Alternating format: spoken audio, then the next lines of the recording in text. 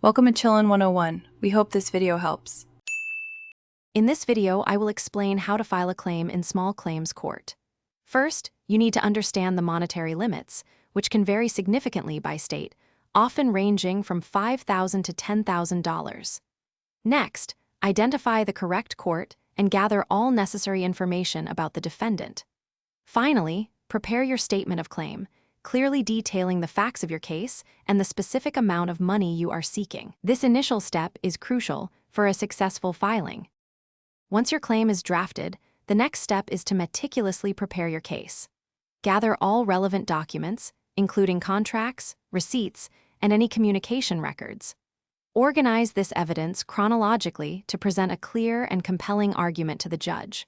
Also, precisely calculate the total amount of damages you are seeking, ensuring it includes any filing fees or other court costs you have incurred. Thorough preparation is key to a strong presentation. With your case prepared, it's time to officially file and serve the documents. Take your completed claim form to the court clerk and pay the necessary filing fees, which can range from $30 to $100. Then, arrange for proper service of the claim on the defendant, strictly adhering to court rules. This ensures the defendant is legally notified, usually within a time frame of 30 days, allowing them to respond. The final stage is the court hearing and, hopefully, a favorable judgment. Attend your hearing fully prepared to present your case clearly and concisely. Present your organized evidence and testimony, and be ready to answer any questions the judge may have.